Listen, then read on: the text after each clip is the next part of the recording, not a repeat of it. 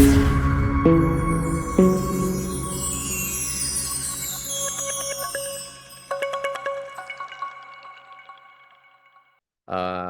destruktif, konstruktif gitu ya. Nah, pertanyaannya ketika mereka ngobrol dengan orang-orang developer gitu ya, yang bikin code, yang buat apa, yang programmernya gitu ya. Kadang banyak dari orang-orang ofensif itu bukan dari orang backgroundnya bukan orang developer, sehingga ngobrolnya menjadi kayak kita ngomongin apa, developer responnya apa gitu. Nah, maka dibutuhkanlah satu jembatan yang bisa memahami konteks bahasa pemrograman, konteks, desain coding dengan orang-orang security. Maka dibentuklah yang namanya Orange Team. Kalau kita lihat ya teman-teman, Orange Team muncul dari mana? Ini adalah perpaduan warna antara merah sama kuning, maka akan menjadi orange, benar nggak? Jadi Orange Team ini tujuannya adalah melakukan fasilitasi serta interaksi dan memberikan edukasi terhadap siapa? Terhadap developer yang belum paham dengan aspek keamanan maupun terhadap orang keamanan yang tidak memahami konteks coding structure, kemudian konteks building block-nya dari sisi kode itu sendiri. Sehingga harapannya adalah orang-orang ini, Orange Team ini bisa melakukan simulasi atau orang-orang di Red Team ini bisa melakukan emulasi serangan terhadap aplikasi yang didevelop oleh si developer itu lebih efektif. Kenapa? Karena sangat boleh jadi di luar sana ada orang-orang penjahat yang emang background sebagai developer, kemudian ketika mendapatkan source code, dia bisa ngelihat, oh source code ini memiliki vulnerability yang saya bisa inject dengan metode tertentu. Atau sebaliknya, orang-orang developer itu bisa memahami cara berpikirnya si orang-orang red team atau penjahat. Oh, ternyata orang-orang red team itu atau cybercrime itu biasanya melakukan serangannya melalui fase ini. Yang pertama dilakukan adalah melihat kepada authentication atau identity management process. Lalu orang developer akan lihat, oh ternyata yang harus dilakukan adalah saya harus memperbaiki dulu proses melakukan validasi, verifikasi, serta desain dari ya IM-nya itu sendiri. Nah, nanti dari situ mereka kan kolaborasi tuh. Oh, caranya begini. Oh, cara metodenya begini. Nah, saya defense-nya seperti apa. Nah, tetapi pertanyaannya adalah terkadang orang-orang ini tahu cara orang-orang ready melakukan serangan, tetapi tidak tahu cara melakukan defensifnya atau monitoringnya. Bagaimana cara melakukan monitoringnya? Maka si developer itu akan ngobrol sama orang-orang blue team, kan kemarin kita membuat yang namanya identity and access management process. Kemudian teman-teman ofensif atau teman-teman cybercrime di sana itu akan melakukan simulasi dengan metode ini nih. Tapi kan saya nggak tahu kalau mereka sudah mengeksploitasi atau baru melakukan scanning. Gimana caranya ya, cara melakukan analisa atau melakukan monitoringnya?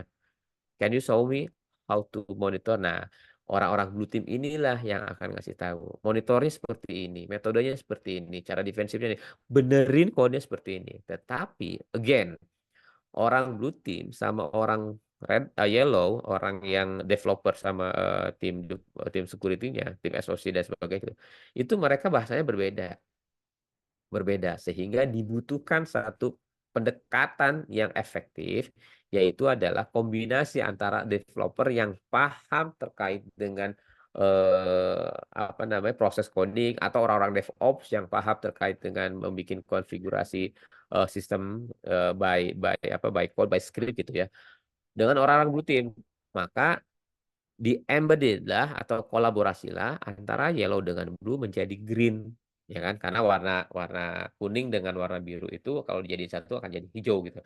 Nah, orang-orang inilah yang akan membentuk automation proses CI/CD tadi. CI/CD tadi dengan si developer sehingga pada saat developer melakukan coding apapun gitu ya, si security udah hadir tuh, udah hadir bahwa oh iya, ini ada sesuatu yang apa namanya, sesuatu yang potensial nih, potensial, terjadinya vulnerability. Kalau dulu kan kita develop dulu gitu ya, kita, buatin dulu produknya, kemudian nanti selalu jadi baru tuh dites. Nah, kalau konsepnya kayak gitu, gimana kalau temuannya ada 100 atau 1000 lah, 1000 defect. Apakah teman-teman developer akan merollback aplikasinya ke belakang atau akan dibiarkan nih aplikasinya penuh dengan vulnerability. Resikonya kalau dibiarkan maka bisa dieksploitasi sama penjahat, tetapi kalau tidak dibiarkan dikembalikan ke belakang, maka proses development akan lebih lama lagi. Nah, untuk itulah mulai tuh tahap per tahap dalam proses development software-nya itu sudah dimasukkan unsur security. Ada yang namanya security, static analysis seperti testing, yang si developer bisa lakukan pengujian keamanan secara mandiri. Ada yang namanya disebut dengan dynamic analysis security testing, yang ketika sudah apa namanya, si aplikasi yang menjadi satu satu atau dikompil jadi satu, kemudian di-scan ulang gitu. Atau ada juga yang melakukan namanya, static code review gitu ya, oleh teman-teman internal developer sama orang security, atau kita memanfaatkan tools-tools, yang berbayar atau open source yang dimodifikasi, sehingga, pada saat teman-teman sudah melakukan code, itu kita punya kayak semacam agreement agreement antara product manager, bisnis, orang QA, orang security, orang DevOps, dan sebagainya. Kalau misalkan ada aplikasi yang memiliki code review-nya atau code coverage-nya di bawah certain number tertentu gitu, maka dianggap tidak lulus untuk dimasukkan ke dalam production atau digunakan oleh, customer itu. Nah, sehingga semua orang paham, "Oh, ternyata kenapa produk saya belum naik production, itu karena belum pas dari sisi, pengujiannya atau dari sisi coverage-nya," gitu. Nah, lalu ada lagi nih tim baru nih di bawah, yaitu Purple Team. Apa sih Purple Team? Nah, Purple Team ini adalah tim yang memiliki kemampuan untuk memahami bagaimana sebuah tren aplikasi atau tren security itu terjadi, kemudian bagaimana, seorang ofensif melakukan serangan dengan metode terbaru gitu. Kalau teman-teman pernah dengar zero day attack gitu, itu biasanya, sama teman-teman parpol itu akan di-riset, kemudian dibaca, dilihat, oh ternyata mekanismenya seperti ini. Lalu bagaimana cara defensifnya. Nah, ini adalah kombinasi antara 2 tim, blue team sama red team, sehingga, di organisasi itu memiliki kemampuan, apa ya, istilahnya serangan simulasinya yang terupdate, terkinikan, maupun bagaimana cara melakukan defensif, pertahanannya atau monitoring-nya yang terbarukan. Nah, itu si Purple. Nah, lalu pertanyaannya, Pak, tadi kan kita ngomong tentang technical semua tuh, bagaimana cara melakukan coding, bagaimana cara melakukan, pengujian, melakukan simulasi dan sebagainya. Terus analisanya seperti apa? Nah, analisanya adalah ada di tengah-tengah, white team atau tim putih. Biasanya ini terdiri dari siapa? Orang-orang analis, top level management, manajemen, atau compliance team, atau governance team, atau risk management team gitu ya. Nah, di sini mereka akan lihat resikonya yang terjadi dari semua security proses itu seperti apa. Setelah paham terkait dengan resikonya, eee, proses perbaikannya, tata kelolanya seperti apa.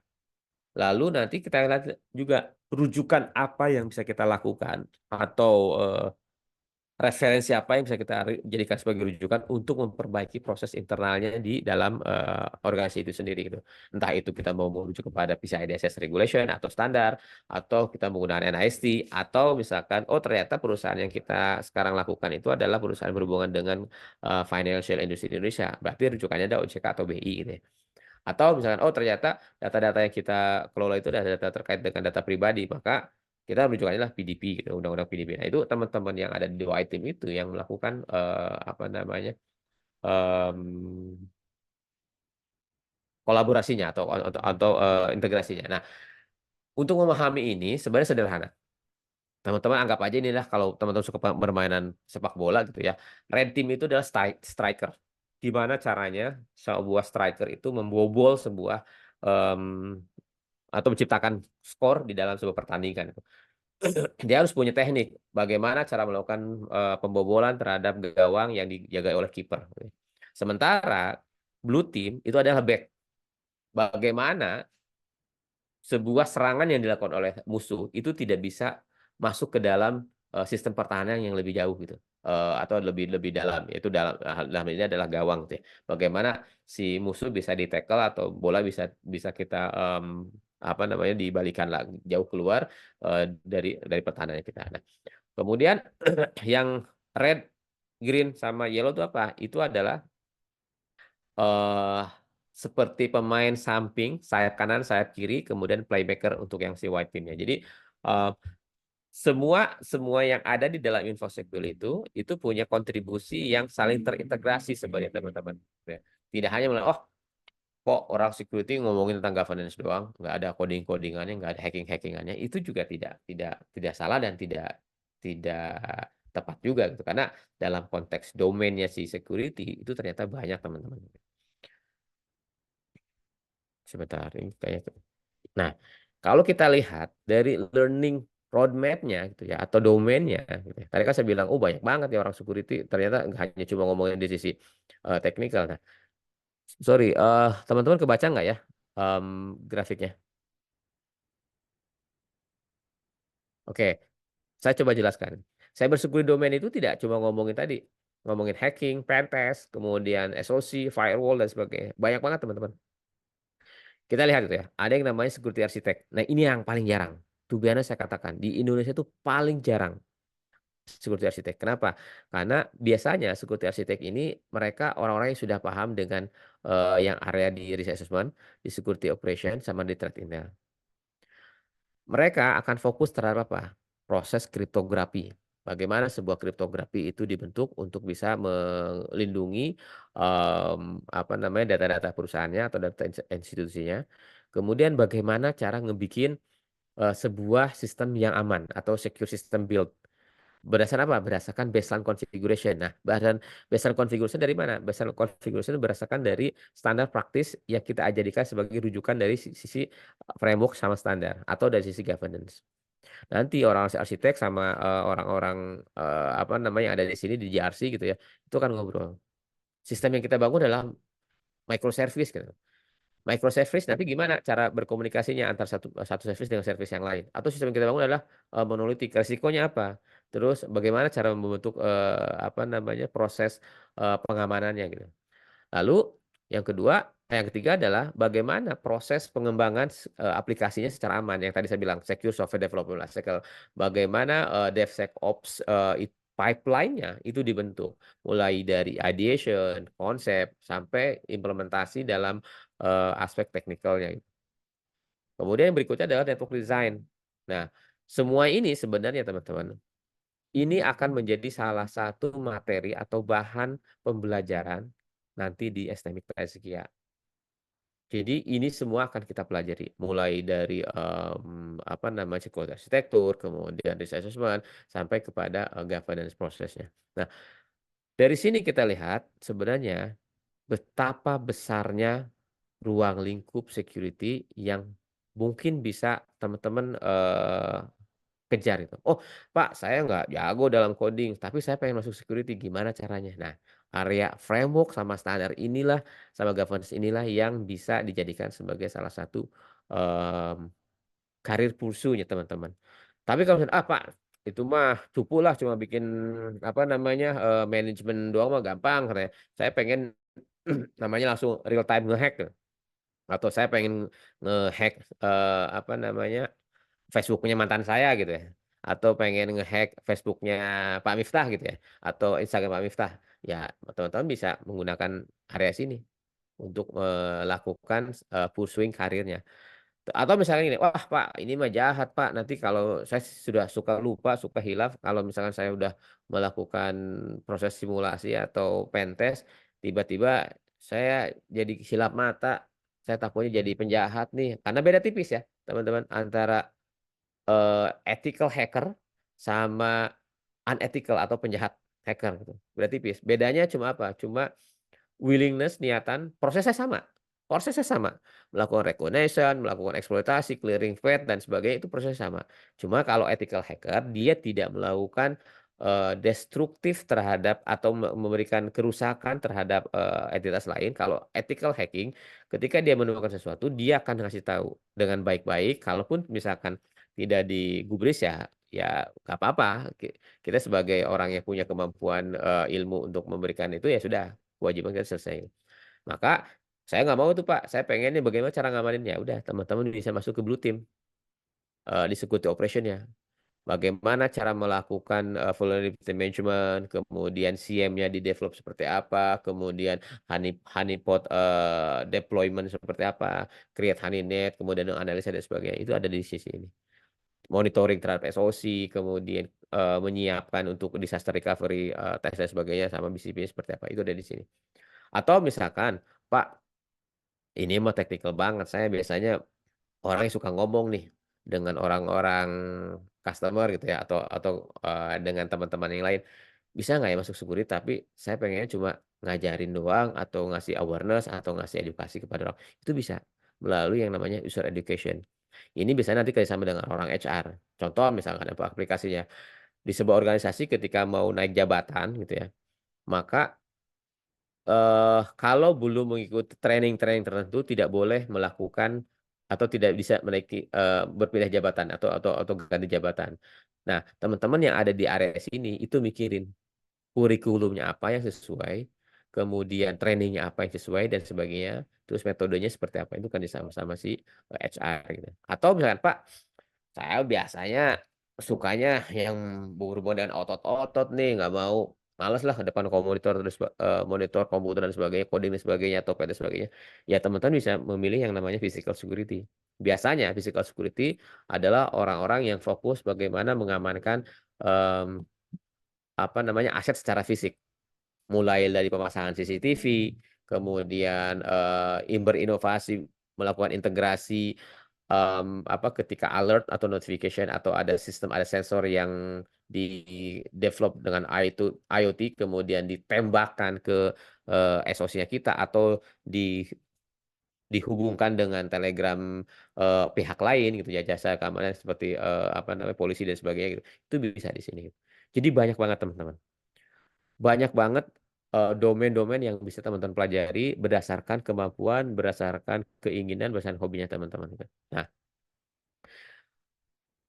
wait, sebentar.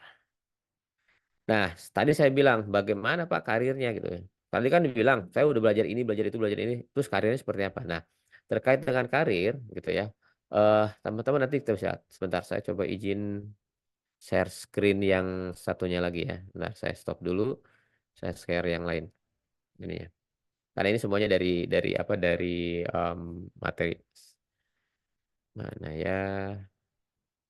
Oh ini dia.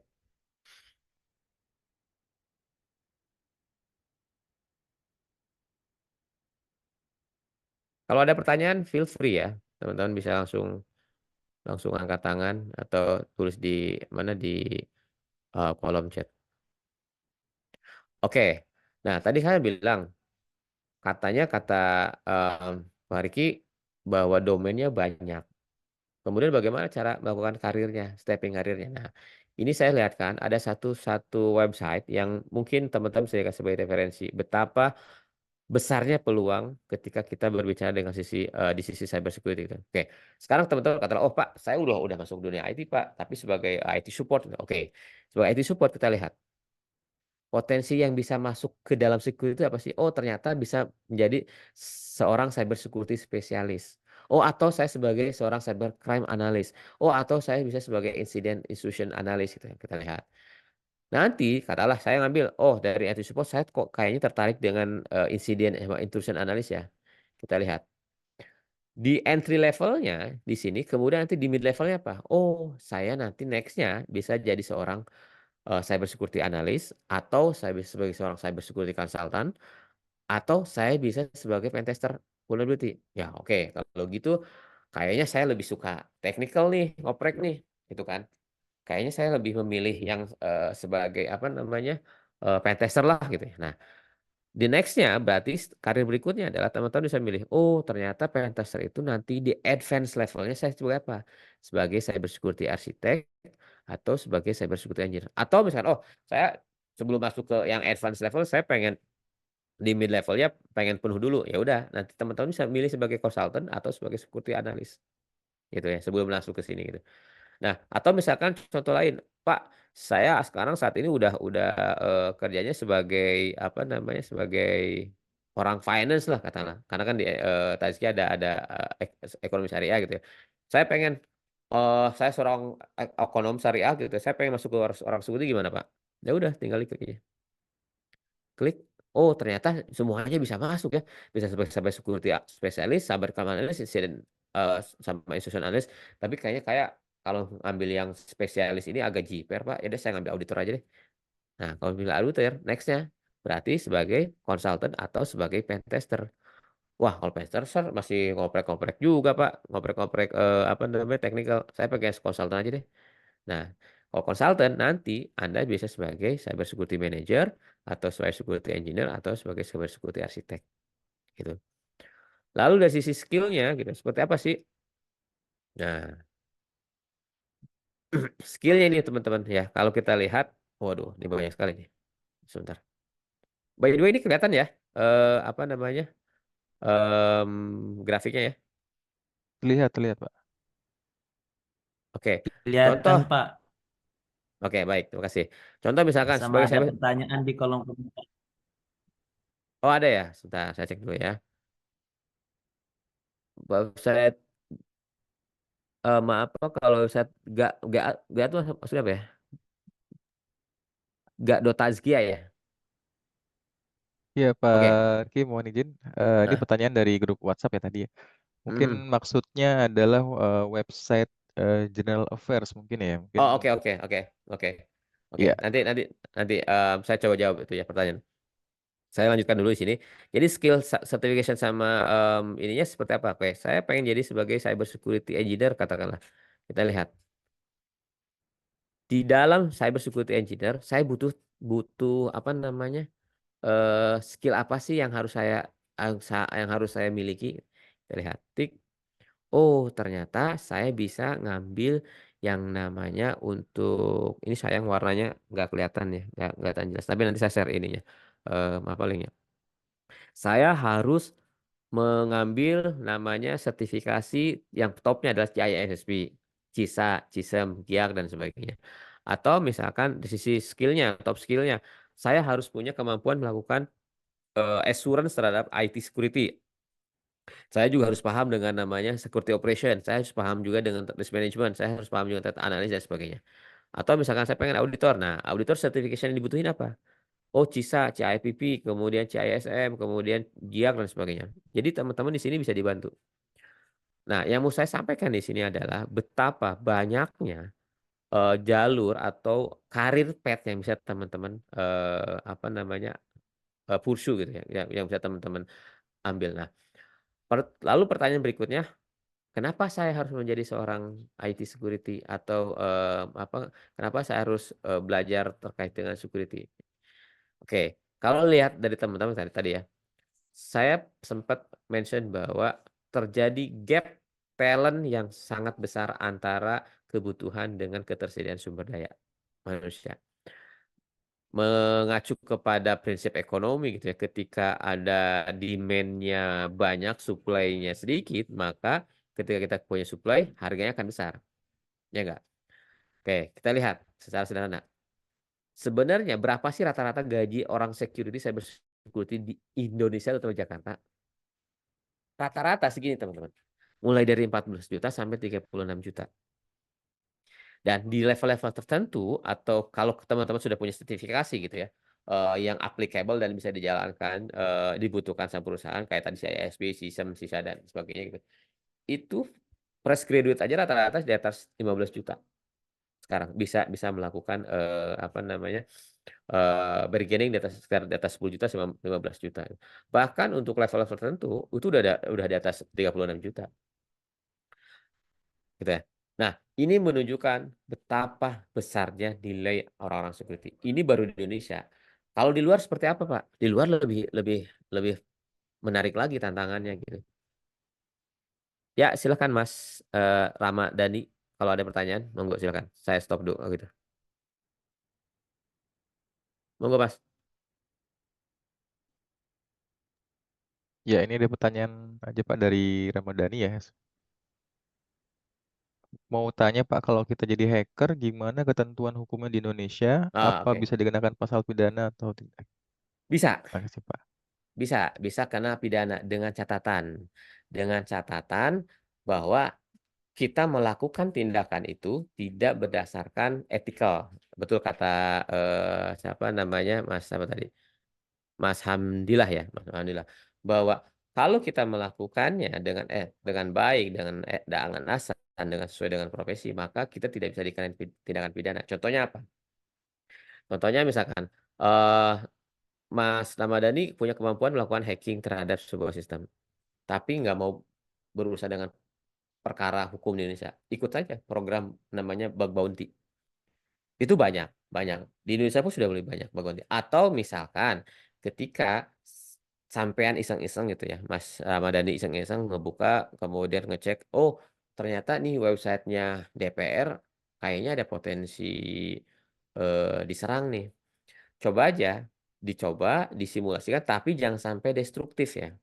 Kemudian dibuatkan laporannya, lalu dilaporkan kepada institusi tersebut, serta dikasih rekomendasinya yang harus sebenarnya seperti apa, gitu. Nah, dari situ, biasanya mereka akan melihat, oh, kalau benar-benar serius gitu ya dan laporannya bagus, itu akan menindaklanjuti dengan baik. Nah, dalam bentuk apa tindak lanjutnya? Dalam bentuk misalnya akan ada reward. Ada yang dikasih uang, dalam bentuk cash, ada yang dikasih dalam bentuk voucher atau apapun lah itu, atau dikasih sertifikat dan sebagainya gitu. Itu ada prosesnya. Tetapi kalau misalkan, kita melakukan tindakannya tidak baik, ya, prosesnya sama. Sekali lagi, proses melakukan, simulasi, melakukan penetration testing, melakukan, ethical hacking sama cybercrime hacking, itu sama sebenarnya. Nah, yang membedakan tadi, niatan sama, proses pelaporan dan proses perbaikannya itu yang membedakan. Kalau cybercrime itu mereka akan memanfaatkan kelemahan itu untuk mendapatkan keuntungan finansial yang sangat signifikan. Nah, biasanya teman-teman yang baru memulai di, area hacking ini, mereka akan sebanyak mungkin membuat portofolio, mencari portofolio, kemudian melakukan, pengujian-pengujian dan sebagainya gitu ya, tanpa memperhatikan aspek keuntungan finansial. Nah, nanti kalau dari sisi finansialnya itu akan, apa namanya, memanfaatkan bug bounty gitu ya, bug bounty, proses. Nanti saya liatin bug bounty-nya, ada platformnya dan ada berapa berapa kisaran kisaran yang dibayarkan oleh, apa namanya, si bug bounty platformnya gitu ya, gitu. Oke, ada juga pertanyaan dari siapa nih? Ini Mbak apa Mas nih? Husnah nih? Ya dari Oke. Kak Husna mungkin, Pak. Kaos deh ya, oke. Oke, bagaimana peranan Kominfo? Nah, Kominfo ini dalam hal ini adalah sebuah entitas yang sifatnya regulator ya. Jadi, Kominfo tidak bisa melakukan tindakan semena-mena terhadap satu sistem, terhadap satu kasus. Maka Kominfo harus, melakukan analisa, melakukan pengecekan, melakukan, apa ya, pembentukan regulasi yang bisa applicable kepada semua, industri, semua elemen, semua entitas, semua organisasi, semua, industri yang ada di Indonesia gitu. Sehingga dalam praktiknya nanti pada saat terjadi, kebocoran data di industri A, maka Kominfo harus melihat, ini terjadi kebocoran di industri B enggak? Kalau misalnya, oh ternyata semua industri itu mengalami kebocoran atau insiden yang sama, berarti Kominfo harus membuat sebuah aturan, regulasi yang harus apa ya, mengurangi risiko itu. Atau misalkan, Kominfo melihat di area-area negara tertentu serangannya kok masif gitu ya, tapi di Indonesia belum ada. Nah, tetapi industrinya terlihat, oh ternyata industrinya banyak nih Indonesia. Contoh misalkan industri terkait dengan ekonomi digital gitu. Ekonomi digital Indonesia juga memiliki risiko yang sama yang berpotensi diserang, oleh para penjahat di negara Thailand gitu atau di Malaysia gitu. Nah, maka si Kominfo akan memberikan rekomendasi yang sifatnya bukan, mmm, enforcement dalam undang-undang, tetapi akan memberikan rekomendasi, hati-hati, kemudian, yang harus dilakukan adalah ini. Jadi posisinya benar-benar dia sebagai regulator bukan sebagai sebuah, eksekutor tepatnya gitu ya, gitu. Semoga membantu ya Kak Husnah atau Dehusnah atau siapa nih. Kemudian oke, Mas Hamdillah Hasan, ya betul, bug bounty platform banyak Mas. Nanti ada aduh kemarin tuh saya barusan diskusi sama teman tuh. Eh nanti saya kasih list, saya lupa. Banyak ya yang besar-besar banyak bug bounty platform di Indonesia juga.